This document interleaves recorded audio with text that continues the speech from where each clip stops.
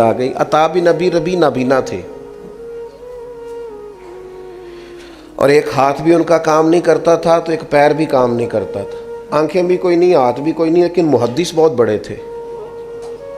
تو بادشاہ وقت جب ملنے کے لیے گیا نا،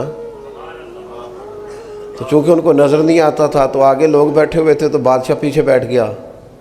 تو بادشاہ پیچھے سے سوال پوچھتا حضرت عطا بن ابی ربیع سے، محدث ہیں، پیچھے سے سوال پوچھتا، حضرت یہ بتائیے گا، تو فرمانے لگے تو چپ کر، پہلے جو سامنے بیٹھے ہیں ان سے تو بات کر لوں، تو پیچھے سے لقمے دیے جا رہا، حضرت چپ کر، ان کی تو سن لوں۔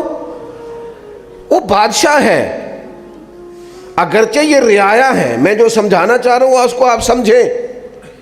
اس کے 3 بیٹے بھی ساتھ تھے۔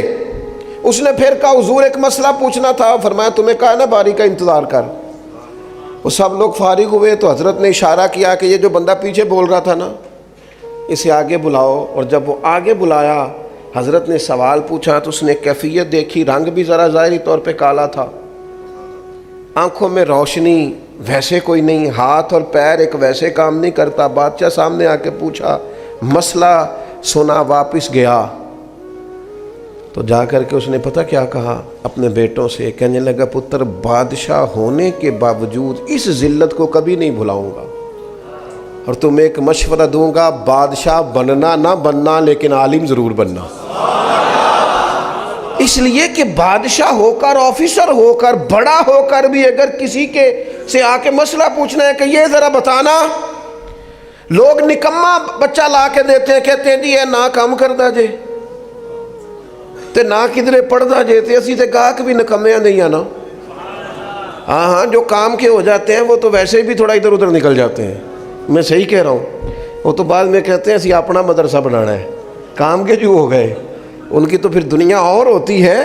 تو کہا کہ جو نکمہ ہے کسی کام کا نہیں، وہ جناب آپ مدرسے میں رکھ لیں۔ تو میں کہتا ہوں دیکھو آپ نے نکمہ سمجھ کے دیا تھا نا، لیکن دیا رسول اللہ کے دین کو تھا نا۔ آپ نے نکمہ سمجھ کے دیا تھا، مدینے والے محبوب نے اپنا مصلی اور ممبر عطا فرما دیا۔ سب ہاتھ باندھے کھڑے۔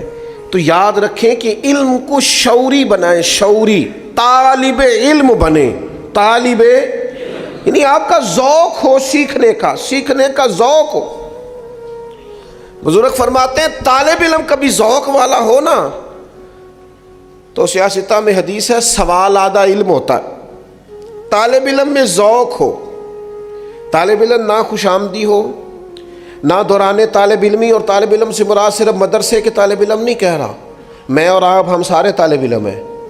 ہمارا مزاج سیکھنے، ہم نہیں سیکھتے، نہ جلسوں سے سیکھتے ہیں، نہ کتابوں سے سیکھتے ہیں، نہ تقریروں سے سیکھتے ہیں، نہ اپنے بزرگوں سے سیکھتے ہیں، ہم تو اور چکر میں پڑے ہوئے ہیں۔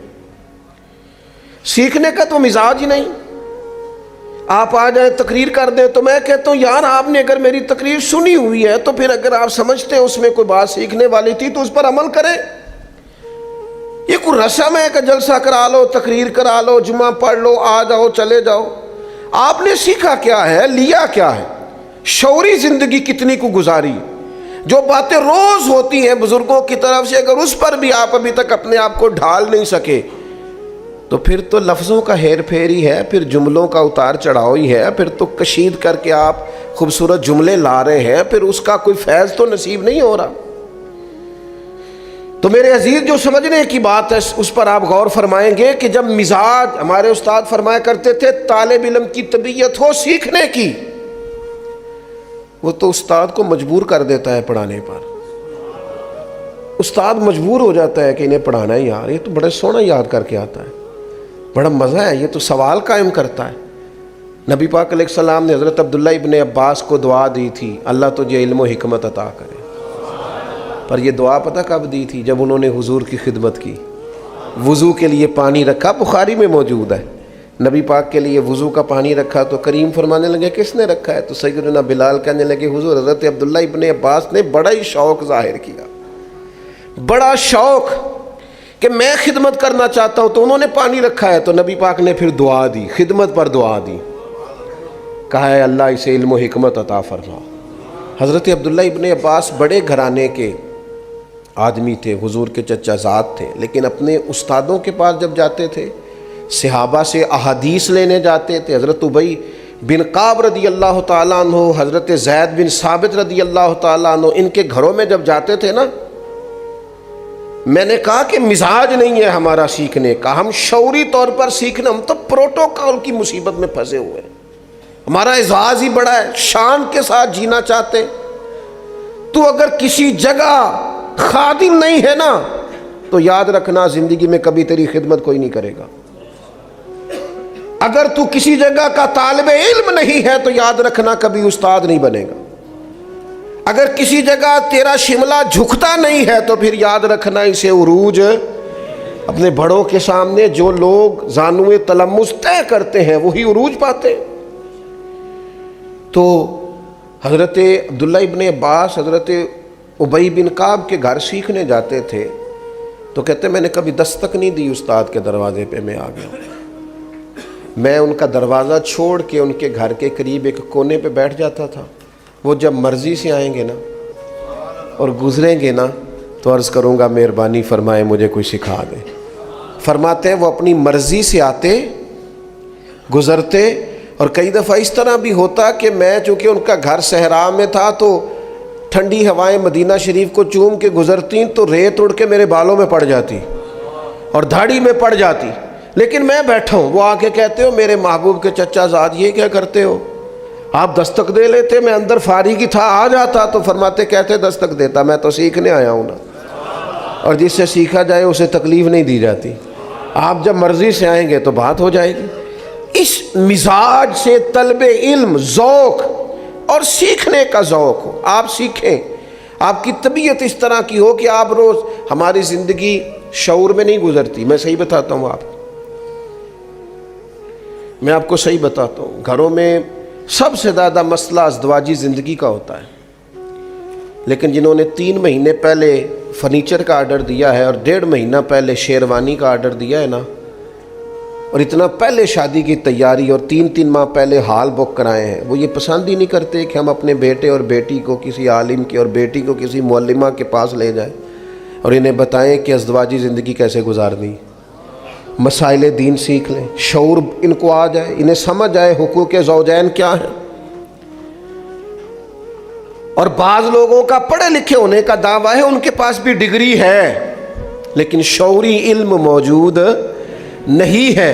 اپنی زندگی میں اس کو طاری کریں، آپ سیکھیں، ہر شعبے میں آپ سیکھیں، آپ غور کریں کہ اس پر اسلام مجھے کیا کہتا ہے۔ یہاں مجھے اسلام تھوڑی کہتا ہے کہ سارے چھوڑ کے عالم بن جائیں، اسلام کہتا ہے تجارت ضرور کرو، لوگ تجارت کریں، پر تجارت کے قاعدے سیکھیں، دین تجارت کس طرح بتاتا ہے۔ آپ محنت مزدوری کریں لیکن اس کے طور طریقے سیکھیں۔ آپ جو بھی زندگی میں کام کریں بس آپ اس کے مد و جزر سے آگاہ ہو جائیں، آپ کو سمجھ آ جائے گی، آپ کو سمجھ آ جائے گی کس طرح کر کے چیزوں کو لے کے چلنا ہے۔ تو شعوری زندگی سیکھیں اور اپنے فرائض کو اچھی طرح سمجھیں، اور جب آپ دین کا علم سیکھیں تو آپ اس لیے سیکھیں کہ تربیت ہو۔ ہمارے ہاں بڑی عجیب سی صورتحال بن گئی ہے، میری طرح کے بہت سارے لوگ تو کئی دفعہ دل کرتا ہے کہ چپ کر جائیں، کچھ باتیں خاموش ہو جائیں، اس لیے کہ ان پہلوؤں کو بھی چھیڑ دیا گیا ہے جن کو چھیڑنے کی کوئی ضرورت نہیں تھی۔ کچھ زیادہ سیانے لوگ آئے ہیں جنہوں نے کچھ اس طرح کی باتیں بھی چھیڑ دی ہیں جن کا ان سے کوئی تعلق۔ مجھے بتائیے آپ دیانتداری سے، قبر میں آپ سے یہ سوال ہوگا کہ حضرت موسیٰ علیہ السلام کی والدہ کا نام کیا تھا؟ ایک شخص نے ایک عجیب سوال ایک دفعہ پوچھ لیا، کہنے لگا جس کنگھی سے نبی پاک علیہ السلام کنگھا فرمایا کرتے تھے کوئی بتا سکتا ہے کہ اس کے دندانے کتنے تھے؟ اور میں نے کہا اتنی مشقت میں تو دین ڈالتا ہی نہیں بندے کو، آپ پہیلیوں پہ چلے گئے ہیں۔ آپ شعوری تعلیم حاصل کریں جس سے اخلاق سنورے، کردار سنورے۔ یہ آپ کن چیزوں میں اپنے آپ کو لے کر کے جا رہے ہیں؟ آپ اس چیز کو اس حد تک رکھیں۔ وہ بیٹھتا تھا نا ایک شخص امام مالک کے پاس، تو سارے لوگ سوالات پوچھتے تھے، تو امام صاحب رحمۃ اللہ علیہ نے ایک دن اس سے کہا کہ یار تو کوئی سوال نہیں پوچھتا، تو اس نے کہا چلو میں ابھی پوچھ لیتا ہوں۔ کہنے لگا بتائیں روزہ کب کھولنا ہے؟ تو آپ نے فرمایا جب سورج غروب ہو جائے۔ تو کہنے لگا اگر ساری رات سورج ہی غروب نہ ہوا تو امام صاحب فرمانے لگے تیرا چپ رہنا ہی بہتر ہے، وہ کون سی رات ہے جو رات بھی ہو جائے اور ساری رات گزر بھی جائے اور اس میں سورج بھی غروب نہ ہو؟ تو چپ ہی رہا کر. اس لیے کہ کچھ لوگ تعلیم نہیں چاہتے، پہیلیاں چاہتے ہیں. جی میں جی 20 مولویوں نے مسئلہ پوچھا، میرا کسی حل نہیں کیتا. کیا وضو کا مسئلہ پوچھا آپ نے؟ غسل کا پوچھا ہے؟ تجارت کا پوچھا ہے؟ حلال حرام کا آپ نے تو پہیلی پوچھی ہے بھائی. آپ نے وہاں ایک ایسی بات چھیڑ دی ہے جس کی آپ کو ضرورت ہے.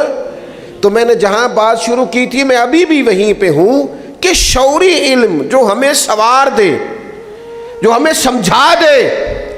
اگر تیرے پاس دین کا علم ہے اور تو سمجھتا ہے کہ تو نے دین کا علم شعور کے لیے سیکھا ہے، تو پھر تو نے سیکھ لیا ہوگا کہ رب اس کا راضی ہوتا ہے جس کا باپ راضی ہوتا ہے.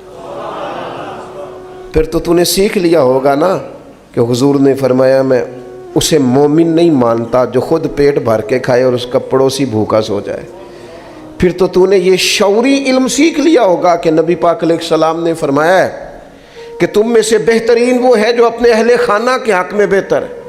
پھر تو تم نے یہ سیکھ لیا ہوگا نبی پاک علیہ السلام کا فرمان کہ قیامت کے دن میرے سب سے زیادہ قریب وہ ہوگا جس کے اخلاق زیادہ اچھے ہوں گے. تو بھئی اگر آپ نے یہ چیزیں سیکھ لی ہیں اور آپ کا ان پر عمل ہے تو پھر اس کا مطلب ہے آپ نے شعوری زندگی گزارنی شروع کر دی ہے. لیکن تقریر آپ سے کہا جائے تو آپ 6 گھنٹے کی بھی کر لیتے ہیں، 9 گھنٹے کی بھی کر لیتے ہیں اور 2 گھنٹے کی بھی کر لیتے ہیں. لیکن اگر آپ کو عمل کی بات پوچھی جائے تو اس میں آپ صفر نکلتے ہیں. تو اس کا مطلب ہے الفاظ تو سیکھے ہیں پر شعوری علم حاصل ہے.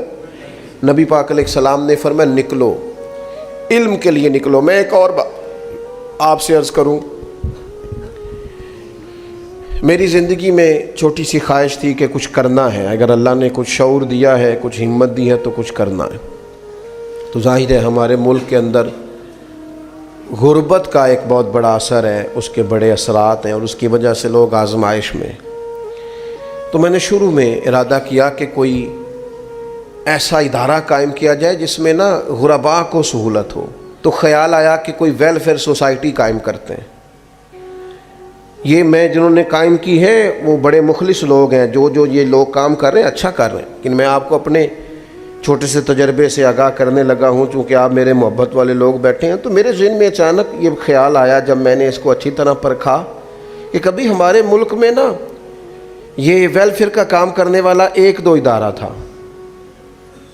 اب وہ ادارے سینکڑوں ہیں، لیکن جس طرح دینے والے بڑھ رہے ہیں اسی طرح لینے والے بھی بڑھ رہے ہیں. آپ جس سڑک پہ لنگر خانہ کھول لیں وہیں لنگر خانہ چل جاتا ہے. مجھے یوں محسوس ہوا کہ ہم نے نا لوگوں کو اس چکر پہ لگا دیا ہے کہ مانگو، اور وہ مانگنے والوں کی تعداد بڑھ گئی ہے. لہذا میں نے سمجھا جو کر رہے ہیں وہی ٹھیک ہے، ہمیں اس میں اضافے کی ضرورت اپنے طور کریں گے جو ہم سے ہو سکے گا. کر رہے ہیں لیکن باقاعدہ مروج کر کے. پھر میرا خیال تھا کہ کوئی یتیم خانہ اس طرح کا کوئی ادارہ اگر ہو جائے تو وہ میں نے وہاں بھی کچھ شعوری وزٹ کیے. تو میری سمجھ میں یہ آیا کہ ان بچوں کا ذہن بنا ہوتا ہے کہ ہم یتیم خانے میں رہتے ہیں اور ہمیں امداد کے پیسے ہی آئیں گے، کوئی کپڑے دے کے جائے گا تو پہنیں گے. ایک شعوری طور پر وہ طے کر چکے ہوتے ہیں. اس کے بعد بھی چند ایک لوگ نکلے جنہوں نے بڑے کارنامے سر انجام دیے، لیکن وہ لوگ اس کے بعد بھی پختہ نہیں ہو پاتے. خیال ایک بن جاتا ہے. اور پھر جو لوگ وزٹ کراتے ہیں نا یا یتیم خانوں کا، وہ بھی ہر روز تو 4 بندے لے کے آتے ہیں اور ان بچوں نے انٹرویو بھی دینا ہوتا ہے کہ ہمیں کھانا بڑا اچھا ملتا ہے، پیار بڑا کیا جاتا ہے. تو بیچارے ویسے بھی بعض بچوں کو دیکھ کے تو تکلیف ہوتی ہے کہ یہ تو مشین بن گئے بیچارے، روبوٹ کی طرح بول رہے ہیں. اب کرنا کیا ہے ملک میں؟ اگر کوئی توفیق ہے تو کوئی خیر کا کام تو کرنا ہے نا. حل کیا ہے؟ 2 ہی حل ہیں جو شروع سے ہمارے بزرگوں کا طریقہ ہے. ایک یہ کہ تعلیم بالغاں کا بندوبست کیا جائے. تعلیم بالغاں کو طریقت اور شریعت کی زبان میں خانقاہ کہتے ہیں، جہاں بڑے لوگوں کے لیے تعلیم و تربیت کا بندوبست ہو، جو مستقل نہیں رہ سکتے، کبھی مہینے میں 1 دفعہ آئیں گے، کبھی ہفتے میں 1 دفعہ آئیں گے، کبھی. اس کو ہمارے بزرگ کہتے تھے خانقاہ ہے. ہم نے کیا کیا ہے؟ ہم نے مزارات پرموٹ کیے ہیں اور پھر ان پر بھی اللہ تعالیٰ معاف کرے الا ماشاء اللہ سب جگہ نہیں، لیکن جو کچھ ہوتا ہے وہ بھی کسی سے مخفی نہیں ہے. خانقاہ کیا تھی کہ آپ لوگوں کی تربیت کریں. یہ تعلیم بالغاں کے لیے، اور جو بچے چھوٹے ہیں ان کے لیے کیا کیا جائے؟ اگر آپ نے کچھ کرنا ہے تو ان کے لیے تعلیمی ادارے قائم کرو. آپ مدرسہ بناؤ، اسکول بناؤ، کالج بناؤ، یونیورسٹی بناؤ. ہمارے ملک کی جو میں سمجھا ہوں سب سے بڑی ضرورت تعلیم ہے. آپ ان کو تعلیم دیں تاکہ یہ اس بچے کا یہ مزاج، آپ مدرسے میں جتنے مرضی غریب گھر کے بچے کو داخل کر لیں، وہ کبھی نہیں سمجھے گا میں کسی ایسے ادارے میں آیا ہوا ہوں جہاں مجھے خیرات کا پیسہ ملتا ہے. وہ سمجھتا ہے میں تعلیم حاصل کرنے آیا ہوں. شعوری زندگی گزارو. اگر آپ کو دین پڑھنے کے باوجود بھی یہ سمجھ نہیں آئی کہ حلال کیا ہے حرام کیا ہے، اگر مکمل دین کے علوم کے بعد بھی حلال حرام کی تمیز تک ہی آپ نہیں پہنچے تو پھر کتابیں بند کر دیں. پھر آپ یہ دعویٰ چھوڑ دیں کہ آپ کا مزاج علمی ہے. اس لیے کہ حلال حرام کی تمیز تو رب کریم نے انسان کی فطرت میں پیدا کر دی. فطرت میں پیدا کر دی. جو بچہ بالکل چھوٹا ہوتا ہے نا، ماں کے سینے سے دودھ لیتا ہے، اسے بھی کسی اور ماں کے قریب کیا جائے نا، اگرچہ اس کی ماں کی عمر کی ہو، تو اس عمر میں بھی کہتا ہے میں نے یہاں سے دودھ نہیں پینا، اس لیے کہ یہ میری ماں. بہت مجبور کر کے، قائل کر کے کسی کو عادی کیا جائے تو عادی کیا جائے، ورنہ بچے پینے کو تیار. تو شعوری علم دین کا حاصل کریں جو آپ کو سمجھائے. قرآن مجید نے کہا انما یخشی اللہ من عبادہ العلماء، فرمایا اللہ کے بندوں میں سے جو عالم ہیں وہ اللہ سے ڈرتے ہیں. علم کیا کرتا ہے؟ خشیت پیدا کرتا ہے. اسی لیے حضرت سیدنا عبداللہ ابن مسعود رضی اللہ تعالیٰ عنہ ارشاد فرمایا کرتے تھے کہ علم کوئی زیادہ باتیں کرنے کا نام تو نہیں، علم کثرت روایات کا نام تو نہیں، علم تو خوف خدا کا نام ہے. تیرے اندر کتنا کو ہے پتہ چل جائے گا تو کتنا عالم ہے. اور پھر حضرت عبداللہ ابن عباس رضی اللہ تعالیٰ عنہ اسی مقام پر خوب ارشاد فرماتے ہیں عالم تو وہ ہے جو اللہ کے حلال کو حلال جانے اور حرام کو حرام جانے. اور فرماتے ہیں عالم تو وہ ہے کہ جسے شعور حاصل ہو جائے کہ اللہ وحدہ لا شریک ہے، اس کے علاوہ کسی کی عبادت کرنا جائز نہیں ہے. اور فرماتے ہیں عالم تو وہ ہے کہ جو اس بات کا یقین کر لے کہ قیامت قائم ہوگی، حساب دینا پڑے گا، محاسبہ ہوگا، وہ عالم. اور نبی پاک علیہ السلام نے فرمایا علم کے رستے پہ نکل جانا، تعلیم علم کے لیے جد و جہد کرنا. حضور فرمانے لگے تم دین کے علم کے لیے نکل جانا، جب تک تم لوٹ کے نہیں آؤ گے تم اللہ کے رستے میں ہو. آپ کسی جگہ بھی جائیں، آپ جمعے کے لیے جائیں، آپ محفل کے لیے جائیں، لیکن مزاج پیدا کریں کہ میں طلب علم کے. کوئی تشریح میں جانے کی ضرورت نہیں، طالب علم کو سپورٹ کرنا شروع کریں. میں بڑے ذوق سے نعت سنتا ہوں، لیکن آپ نے اور میں نے مل کے نا، میں صرف آپ کے کھاتے میں نہیں ڈالتا، ہم نے قوالوں کو اور نعت خانوں کو اتنا پروموٹ کیا ہے کہ میں سوچ سمجھ کے کہہ رہا ہوں. اب آپ کے مشہور نعت خانوں میں سے کوئی بھی لاکھ پتی نہیں، یا کروڑ پتی ہیں یا ارب پتی ہیں.